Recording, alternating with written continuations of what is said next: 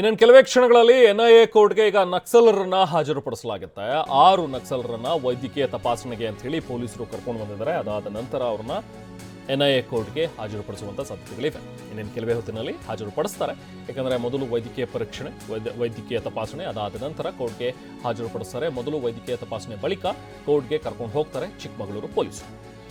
ಈಗ ನಿನ್ನೆ ಅವರೆಲ್ಲರೂ ಕೂಡ 6 ಜನ ಬಂದು ಸಿಎಂ ಸಮ್ಮುಖದಲ್ಲಿ ಏನು ಸರೆಂಡರ್ ಆದರು.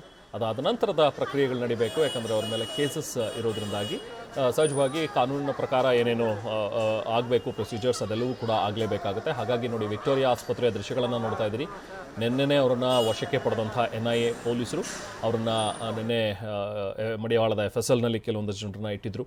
ಅದಾದ ನಂತರ ಮತ್ತೆ ವಾಪಸ್ ಅವರನ್ನು ಈಗ ಬೆಳಗ್ಗೆಯಿಂದಲೇ ಪ್ರೊಸೀಜರ್ ಆರಂಭವಾಗಿದೆ. ಈಗ ಮೊದಲಿಗೆ ವಿಕ್ಟೋರಿಯಾ ಆಸ್ಪತ್ರೆಗೆ ಕರ್ಕೊಂಡು ಬಂದು ಅಲ್ಲಿ ಮೆಡಿಕಲ್ ಮಾಡಿಸ್ತಾರೆ. ಮೆಡಿಕಲ್ ಎಕ್ಸಾಮಿನೇಷನ್ ಎಲ್ಲ ಆದ ನಂತರ ಅವರನ್ನು ಕೋರ್ಟ್ಗೆ ಹಾಜರುಪಡಿಸ್ತಾರೆ.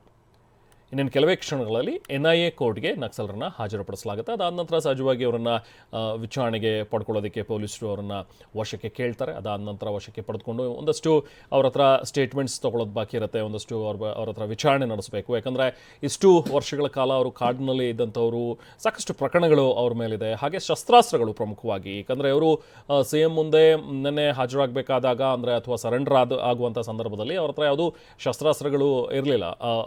ಅವರು ಬಂದು ಬರೀ ಸರೆಂಡರ್ ಆಗಿದ್ದಾರೆ ಹೊರತು ಅವ್ರ ಹತ್ರ ಯಾವುದು ಶಸ್ತ್ರಾಸ್ತ್ರ ಇನ್ನೂ ಕೂಡ ಸಿಕ್ಕಿಲ್ಲ. ಸೊ ಹಾಗಾಗಿ ಅದ್ರ ಬಗ್ಗೆನೂ ಕೂಡ ಇನ್ನೂ ವಿಚಾರಣೆ ನಡಿಬೇಕಾಗುತ್ತೆ. ಡೀಟೇಲ್ಸ್ ನಾವು ಪ್ರತಿನಿಧಿ ರಾಜಪ್ಪ ನೀಡ್ತಾರೆ. ರಾಜಪ್ಪ, ಈಗ ಏನು ನಡೀತಾ ಇದೆ? ಈಗ ಮೆಡಿಕಲ್ ಆಯ್ತಾ? ಇನ್ನು ಎಷ್ಟೊತ್ತರಲ್ಲಿ ಹೋಗ್ಬೋದು ಕೋರ್ಟ್ಗೆ ಹಾಜರುಪಡಿಸ್ತಾರೆ? ಏನೇನು ಪ್ರೊಸೀಜರ್ಸ್ ಇದೆ ಈಗ ಸದ್ಯಕ್ಕೆ ರಾಜಪ್ಪ? ರಾಮನ್, ನಿನ್ನೆ ಶರಣಾದಂತಹ ನಕ್ಸಲರನ್ನ ಇವತ್ತು ವಿಶೇಷ ಎನ್ಐಎ ಕೋರ್ಟ್ಗೆ ಹಾಜರುಪಡಿಸೋದಕ್ಕೆ ಚಿಕ್ಕಮಗಳೂರು ಪೊಲೀಸರು ಎಲ್ಲಾ ರೀತಿಯಾದ ಒಂದು ಸಿದ್ಧತೆಯನ್ನ ಮಾಡ್ಕೊಳ್ತಾ ಇರುವಂತದ್ದು.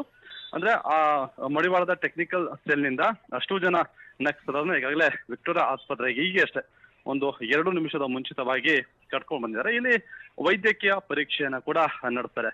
ಸಹಜವಾಗಿ ಹೇಳ್ಬೇಕಂದ್ರೆ BP ಆಗಿರ್ಬೋದು, ಶುಗರ್ ಆಗಿರ್ಬೋದು, ಹಾರ್ಟ್, ಇದಕ್ಕೆ ಸಂಬಂಧಪಟ್ಟಂತೆ ಅಂದ್ರೆ ಎಲ್ಲವೂ ಮೆಡಿಕಲ್ ಆಗಿ ಇವರು ಫಿಟ್ ಆಗಿದ್ದಾರಾ ಅನ್ನುವಂತ ರೀತಿಯಲ್ಲಿ ತಿಳ್ಕೊಳ್ಳುವಂತಹ ಕಾರಣಕ್ಕೋಸ್ಕರ ಕಾಮನ್ ಆಗಿ ಅಂದ್ರೆ ಪ್ರತಿಯೊಬ್ಬ ಅಕ್ಯೂಸ್ಗಳಾಗಿರ್ಬೋದು, ಜೊತೆಗೆ ಬೇರೆ ಯಾರಾಗಿದ್ರು ಕೂಡ ಪೊಲೀಸರು ವಶಕ್ಕೆ ಪಡ್ಕೊಂಡ ನಂತರದಲ್ಲಿ ಅವರನ್ನ ಮೆಡಿಕಲ್ ಮಾಡ್ತಾರೆ. ಅಂದ್ರೆ ಪೊಲೀಸ್ ಕಸ್ಟಡಿಯಲ್ಲಿ ಇದ್ದಂತಹ ಸಂದರ್ಭದಲ್ಲಿ ಅವರ ಫಿಟ್ನೆಸ್ ಹೇಗಿದೆ ಅನ್ನುವಂತ ನಿಟ್ಟಿನಲ್ಲಿ. ಇದಾದ ಬಳಿಕವಾಗಿ ಏನೇನೋ ಒಂದು 15ರಿಂದ 20 ನಿಮಿಷ ತಗೊಬಹುದು ಮೆಡಿಕಲ್ ಆಗೋದಕ್ಕೆ. ಅದಾದ ಬಳಿಕವಾಗಿ ನಿನ್ನೆ ವಿಶೇಷ ಕೋರ್ಟ್ಗೆ ಅಷ್ಟು ಜನ ಶರಣಾದಂತಹ ನಕ್ಸಲನ್ನ ಕರ್ಕೊಂಡು ಹೋಗಿ ಅಲ್ಲಿ ಪ್ರೊಡ್ಯೂಸರ್ ಮಾಡ್ತಾರೆ. ಅದಾದ ನಂತರದಲ್ಲಿ ಅಂದ್ರೆ ನ್ಯಾಯಾಧೀಶರು ಕೂಡ ನಕ್ಸಲರ ಹೆಸರನ್ನ ಕೇಳುವಂತದ್ದಾಗಿರ್ಬಹುದು, ಜೊತೆಗೆ ಕಸ್ಟಡಿಯಲ್ಲಿ ಏನಾದ್ರು ತೊಂದರೆ ಕೊಟ್ಟ ಅನ್ನುವಂಥದ್ದಾಗಿರ್ಬೋದು. ಹೀಗಾಗಿ ಒಂದಿಷ್ಟು ಸಾಮಾನ್ಯ ಪ್ರಕ್ರಿಯೆ ಕೂಡ ಕೋರ್ಟ್ ಅಲ್ಲಿ ನಡೆಯುತ್ತೆ. ಕೋರ್ಟ್ ಅಲ್ಲಿ ಆದ ಬಳಿಕವಾಗಿ ಅವರನ್ನ ಇವತ್ತು ನ್ಯಾಯಾಂಗ ಬಂಧನಕ್ಕೆ ಒಪ್ಪಿಸ್ತಾರೆ ಅನ್ನುವಂತಹ ಒಂದಷ್ಟು ಮಾಹಿತಿಗಳು ಕೂಡ ಸಿಕ್ಕಿರುವಂತದ್ದು. ಅದರ ಜೊತೆಗೆ ತನಿಖಾ ಹಂತವಾಗಿ ಕೊಪ್ಪ DYSP ಅನ್ನೋ ತನಿಖಾಧಿಕಾರಿಯಾಗಿದ್ದಾರೆ. ಹಾಗಾಗಿ ತನಿಖಾ ಹಂತದಲ್ಲಿ ಏನೆಲ್ಲ ಚರ್ಚೆ ಆಗಿದೆ ಅನ್ನುವಂಥದ್ದು ಇನ್ನಷ್ಟೇ ಗೌಪ್ಯವಾಗಿ ಇಟ್ಟಿರುವಂತದ್ದು. ಅಂದ್ರೆ ಶರಣಾದಂತಹ ನಕ್ಸಲರನ್ನ ವಶಕ್ಕೆ ಅಂದ್ರೆ ಕಸ್ಟಡಿಗೆ ತೆಗೆದುಕೊಂಡು ವಿಚಾರಣೆ ಮಾಡಬೇಕಾ, ಅದ್ರ ಜೊತೆಗೆ ಇಲ್ಲ ಅಂದ್ರೆ ಅವರನ್ನ ನ್ಯಾಯಾಂಗ ಬಂಧನಕ್ಕೆ ಒಪ್ಪಿಸ್ಬೇಕಾ ಅನ್ನುವಂಥ ನಿಟ್ಟಿನಲ್ಲೂ ಕೂಡ ಒಂದಿಷ್ಟು ಚಿಂತನೆಗಳಿರುತ್ತೆ. ಅದೆಲ್ಲವೂ ಕೂಡ ಕೋರ್ಟ್ ಅಲ್ಲಿ ಪ್ರಸ್ತಾಪ ಆಗುವಂತಹ ವಿಚಾರಗಳು.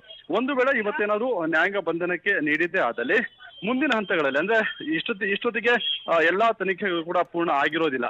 ಅಂದ್ರೆ ನಕ್ಸಲರು ಸಾಕಷ್ಟು ವರ್ಷಗಳ ಕಾಲ ಅವರು ಕಾಡಲ್ಲಿ ಇದ್ರು. ಹಾಗಾಗಿ ಸಾಕಷ್ಟು ಶಸ್ತ್ರಾಸ್ತ್ರಗಳು ಕೂಡ ಅವರ ಬಳಿ ಇತ್ತು. ಆದ್ರೆ ಅದ್ಯಾವುದನ್ನು ಕೂಡ ಇನ್ನೂ ಅವರು ಸರೆಂಡರ್ ಮಾಡಿಲ್ಲ. ಆ ಒಂದು ಹಿನ್ನೆಲೆಯಲ್ಲಿ ವೆಪನ್ಸ್ ಇಟ್ಟಂತಹ ಜಾಗಗಳಾಗಿರ್ಬೋದು, ಅವರವರು ಎಲ್ಲೆಲ್ಲಿದ್ರು, ಸಹಚರ್ಯರು ಯಾರು ಅನ್ನುವಂಥ ನಿಟ್ಟಿನಲ್ಲಿ ಮತ್ತಷ್ಟು ಏನಾದ್ರು ಮಾಹಿತಿ ಬೇಕಾದಂತಹ ಸಂದರ್ಭದಲ್ಲಿ ವಶಕ್ಕೆ ಪಡೆದು ಮತ್ತೆ ವಿಚಾರಣೆ ನಡೆಸೋದಕ್ಕೂ ಕೂಡ ಸದ್ಯಕ್ಕೆ ಸಿದ್ಧತೆನ ಮಾಡ್ಕೊಳ್ತಾ ಇರುವಂತದ್ದು. Raman, thank you Rajappa.